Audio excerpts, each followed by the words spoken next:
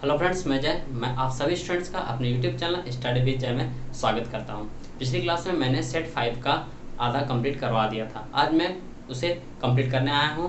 अब शुरू से लेकर अंत तक इस वीडियो को देखिएगा और आज ये सेट कंप्लीट हो जाएगा। ठीक है, तो चलिए बिना देरी के हुए इस सेशन को स्टार्ट करते हैं।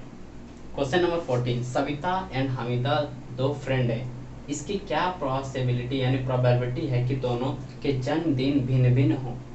भिन्न भिन्न का बात कर रहा है, यानी कि अलग उसका जो बर्थडे है डिफरेंट डे में होना चाहिए। अगर डिफरेंट डे की बात करें तो डिफरेंट डे, और इसमें पहले ही बोल दिया है कि लीप ईयर को इग्नोर कर देना है। अगर लीप ईयर को इग्नोर करते हैं तो टोटल डे यानी कि कुल दिनों की संख्या कितनी होगी, कुल दिनों की संख्या यानी टोटल डेज एक वर्ष में कितना होगा, 365 दिन। ठीक है, अब पहले ही बोल दिया कि दोनों के दिन जन्मदिन क्या अलग अलग होना चाहिए। अलग अलग होना चाहिए मीन्स एक दिन आपको घटाना पड़ेगा, यानी कि जन्मदिन भिन्न है। ठीक है, इसलिए 365 डे में एक दिन माइनस करना पड़ेगा। कितना बच गया, 364 डे। ठीक है, यानी कि अब क्या बोला है, प्रोबेबिलिटी क्या हो जाएगा अलग अलग होने का, यानी अलग अलग होने का 364 दिन भी हो सकता है, यानी 364 और टोटल डेज कितना होता है 365 डेज। ये हो जाएगा आपका आंसर। ठीक है, यहाँ समझ में अगर ना आया हो तो एक ऐसा बात समझते हैं कि एक सप्ताह में टोटल कितना दिन होता है 7 डेज। ठीक है, और आप समझ लें कि घर में आप लोग दो लोग, यानी एक आपका भाई और एक बहन। ठीक है, अब भाई बहन में दोनों ने कहा कि भाई बोला कि मेरा बर्थडे जो है ना मेरा बुधवार को पड़ता है। ठीक, और इसने कहा कि मेरा रविवार को यानी संडे को पड़ता है। ठीक, तो यानी कि अगर अलग अलग है तो एक दिन इसका बुधवार तो हटाना पड़ेगा। क्यों, क्योंकि इसका बर्थडे हमको नहीं लेना है, इसीलिए मैंने क्या किया, एक दिन यहाँ पे ईयर में घटा दिया। अब बोला कि एक ही दिन इन लोग का बर्थडे हो। अब एक ही दिन बर्थडे बोला है तो यहाँ पे क्या हो जाएगा, कोई भी एक दिन मान लेते, 20 अप्रैल 10 अक्टूबर कुछ भी हो, यानी कि एक ही दिन आ सकता है। कितना दिन में, 365 डेज में। ये आपका हो जाएगा आंसर। क्वेश्चन नंबर 15, एक समतल जमीन पर खड़ी मीनार की छाया उस स्थिति में 40 मीटर अधिक हो जाती है जब सूर्य का एल्टीट्यूड 60 डिग्री से घटकर 30 डिग्री हो जाता है। यानी कि सबसे पहले हम एक मान लेते हैं, ये ले लेते हैं टावर। ठीक है, यहाँ पे कोई सन था। ठीक, सन का शुरुआत में जो एल्टीट्यूड यानी कि कह सकते हैं कि डिप्रेशन, एंगल ऑफ डिप्रेशन कितना था आपका 60 डिग्री था। ठीक है, तो सन क्या होता है, वेस्ट यानी ईस्ट टू वेस्ट क्या होता है, जाता है। यानी सपोज यहाँ था तो अब हो सकता है यहाँ पे आ गया, तो यानी पहले जो छाया यहाँ तक बन रहा था, ठीक, ये बोला है क्वेश्चन में कि 40 मीटर बढ़ जाता है और एंगल कितना हो जाता है 30 डिग्री, यानी ये 40 डिग्री बढ़ जाता है, 40 मीटर बढ़ जाता है। ठीक है, तो पहले सन था, एक टावर था, टावर से पहले एंगल 60 डिग्री, फिर बोला कि 30 डिग्री हो जाता है कब, जब 40 मीटर बढ़ जाता है। यानी कि ये नहीं पता तो हम मान सकते इसे x मान लेते हैं और इसे हाइट को y मान लेते हैं। तो हम यहाँ पर लिख सकते हैं क्या कि AB हाइट है टावर का, यानी ऊंचाई है, BC क्या है, इनिशियल शेडो का लेंथ है, और ये टोटल BD क्या है मेरा फाइनल शेडो है। ये लिख सकते हैं हम, यानी छाया है। यहाँ पे लिखेंगे सॉल्यूशन में in triangle ABC, in triangle यानी त्रिभुज ABC में। ठीक है, यहाँ कितना है 60 डिग्री है, तो हम लिखेंगे tan 60 degree is equal to P/B। ठीक है, tan 60 डिग्री का वैल्यू √3 होता है। AB क्या था हमारा y और BC था हमारा x। हमें क्या पूछा गया, find the height of tower, tower का हाइट निकालना है, यानी टावर y निकालना है। y निकालना मीन्स x यहाँ ले जाते हैं और √3 को नीचे ले जाते हैं। इक्वेशन 1। अगेन क्या करेंगे, in triangle A B D में, ठीक है, ट्रायंगल जब ए बी डी लेते हैं तो यहाँ क्या लेंगे, tan 30 degree is equal to क्या हो जाएगा, P बाय बी। tan 30 का वैल्यू 1/√3, ए बी क्या है y और बी डी क्या है हमारा x प्लस 40। यहाँ तक पहले x था और ये 40, यानी टोटल कितना है x प्लस 40 रख दिए। अब x के जगह पे क्या करेंगे, ये पुट कर देंगे, यानी यहाँ पे, ठीक है, हम यहाँ ले जाते हैं क्वेश्चन को, यानी 1/√3 is equal to y by x क्या है हमारा y√3 प्लस 40।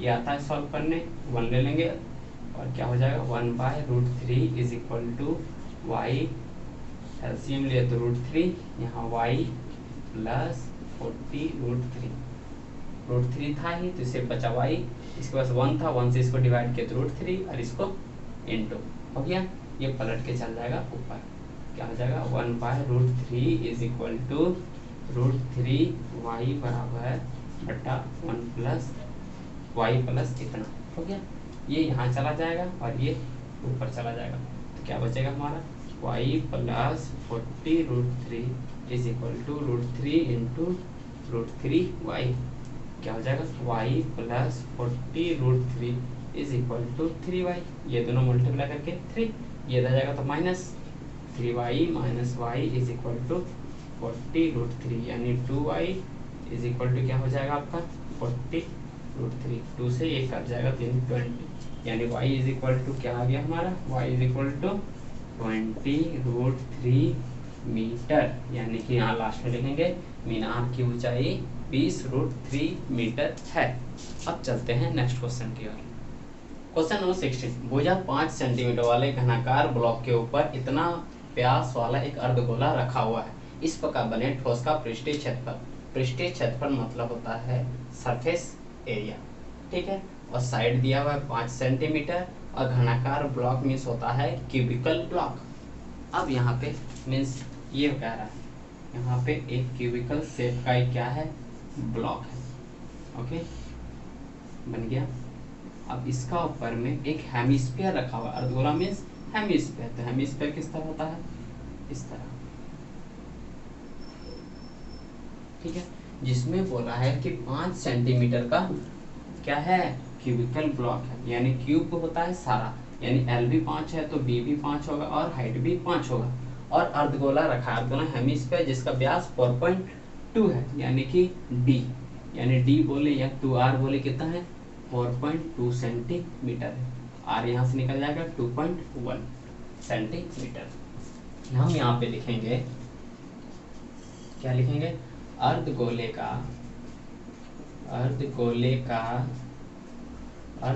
का व्यास या फिर डायमीटर ऑफ हेमिस्फीयर क्या है आपका 4.2 सेंटीमीटर, r क्या हो जाएगा 4.2/2 यानी कि 2.1 सेंटीमीटर, ठीक है।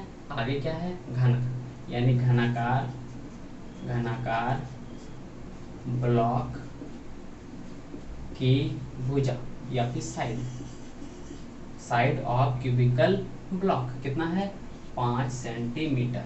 अकॉर्डिंग टू क्वेश्चन या प्रश्नानुसार पृष्ठीय क्षेत्रफल निकालना, यानी कि ठोस का पृष्ठीय क्षेत्रफल बराबर क्या हो जाएगा 6a², यानी कि घनाकार ब्लॉक का सबसे पहले पृष्ठीय क्षेत्रफल प्लस अर्धगोला का पृष्ठीय क्षेत्रफल क्या होता है 2πr², ठीक है। और साथ साथ जब हम ये ले रहे हैं इसका पृष्ठीय क्षेत्रफल, ठीक है, तो पृष्ठ क्षेत्रफल हम क्या हो रहा है, ये वाला जगह जो यहाँ पे खड़ा था ये दोनों काउंट होता है, इसलिए यहाँ पे क्या हो जाएगा -πr², ओके।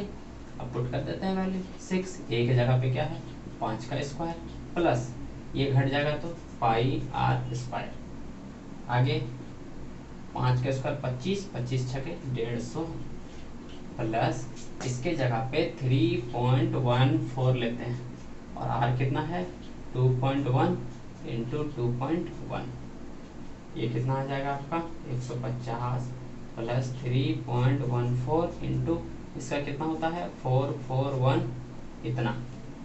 अब इसको मल्टीप्लाई कर लेते हैं 3.14 4.41 413 16 1 5 12 4 से फिर 6 5 2 1 यानी 4 7 5 3 8 6 14 बचा 1 5 2 7 और 1 8 3 1 यानी 2 2 4 1 2 3 4 13.84 यानी 150 प्लस 13.84 तो क्या आ जाएगा आपका 163.84 सेंटीमीटर स्क्वायर आंसर।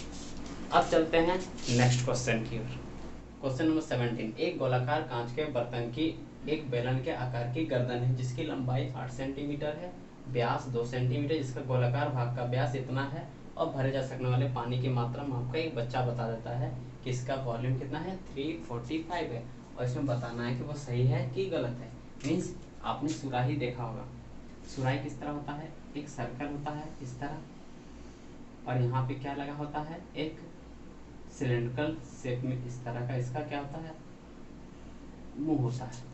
ठीक है, अब इसमें बोला गया है कि इसका जो व्यास है यानी कि व्यास यानी डी यानी 2r, ठीक है, दे दिया है कितना है 8.5, वाह 8.5 और जो ये सिलेंड्रिकल शेप है इसका हाइट है 8 सेंटीमीटर और इसका डायमीटर कितना है 2 सेंटीमीटर।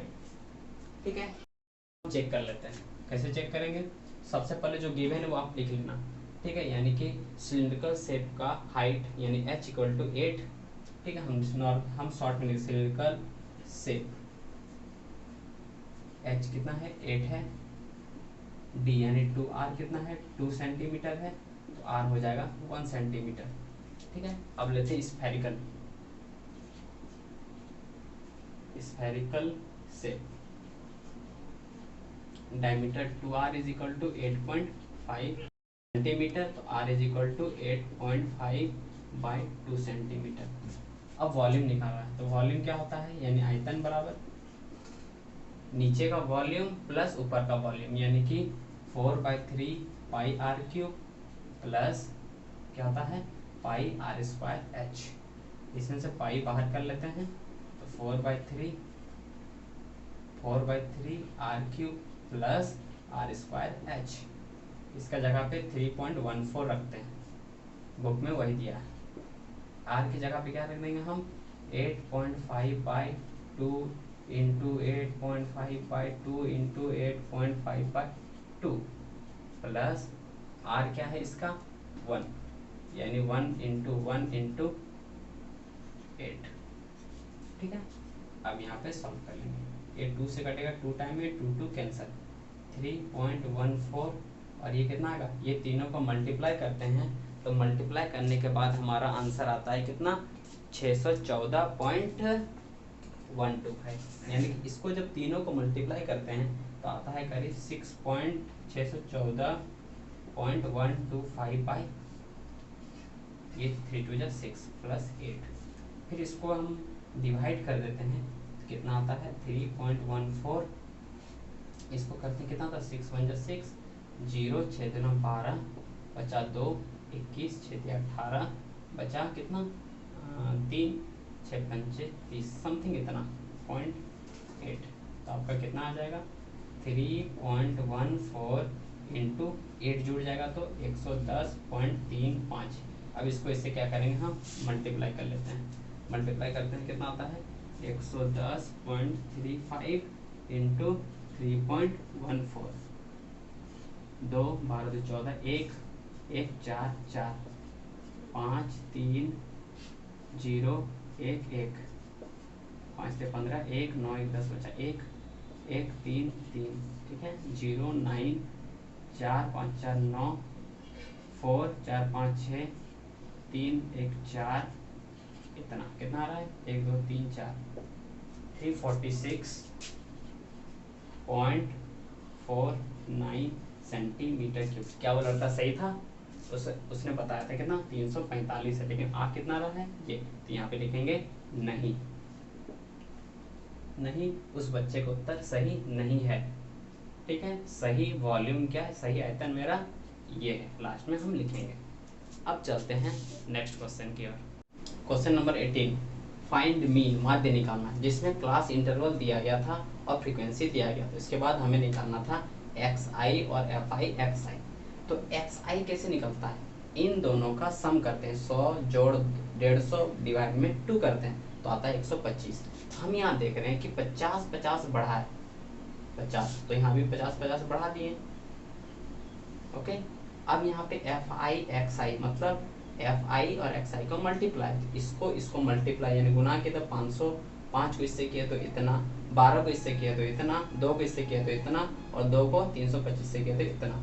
ठीक है, मीन का फॉर्मूला होता है, मीन यानी कि माध्य बराबर होता है क्या, summation F I x I summation F I, जिसमें समेसन एफ आई प्लस करके इतना आ चुका है, और ये समेसन एफ आई मतलब एफ आई को जोड़ते हैं 25।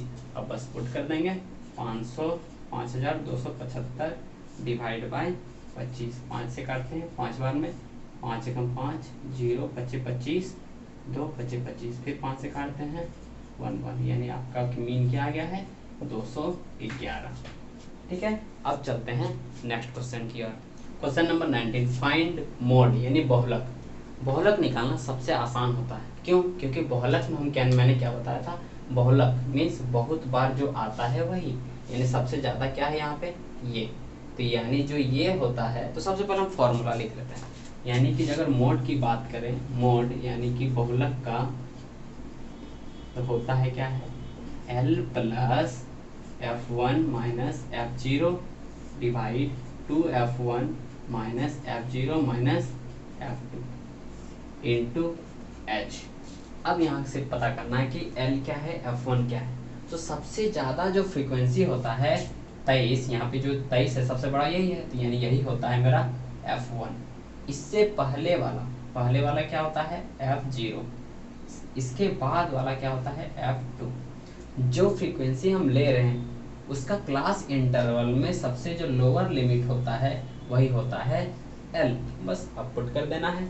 और H क्या है, कितना का क्लास डिफरेंस है, यानी यहाँ से कितना बड़ा है 10, यानी कि हम लिखेंगे यहाँ पे जो गिवन है वो लिख लेंगे, यानी कि गिवन में यानी दिया गया है F1 क्या है 23 है, F0 या F0 कितना है 21 है, और F2 कितना है 14 है, और H कितना है 10 है, और L कितना है 35 है। बस इसे क्या कर लेंगे, पुट कर देंगे। L 35 है प्लस F1 क्या है 23 माइनस 21 2F1, यानी 2 इंटू 23 माइनस F0 कितना है 21 माइनस F2 14 इंटू H कितना था 10 35 प्लस इसमें ये माइनस करेंगे तो सिर्फ 2, ये इसको इंटू करेंगे तो 46 माइनस 4 और 1 5 2 और 1 3 इंटू 10, यानी कितना आएगा 35 प्लस इसको इससे मल्टीप्लाई कर दे तो 20 बाई माइनस करेंगे तो 11, यानी कि 35 प्लस डिवाइड कर दे इसको तो 1.11 कम 11 बचा 9 90 11 अठे 88। ठीक, और 2 बचा फिर इतना ही आ जाएगा, यानी कि 36.81, ये हो गया आपका आंसर। सो फ्रेंड्स, मैंने आज पांचों सेट पेपर कंप्लीट करवा दिया है। एक 4th सेट का थोड़ा सा कुछ क्वेश्चन बचा हुआ रह गया है, तो उसे मैं कल या परसों अपलोड कर दूंगा। अगर ये सेशन आपको अच्छा लगा हो तो वीडियो को लाइक करें, अपने दोस्तों के साथ शेयर करें और सब्सक्राइब करना ना भूलें। अगर किसी भी तरह का क्वेरी हो तो कमेंट में कमेंट कर दें। अब मिलते हैं नेक्स्ट वीडियो में, तब तक के लिए पढ़ते रहिए, खुश रहिए और अपना ख्याल रखें। धन्यवाद।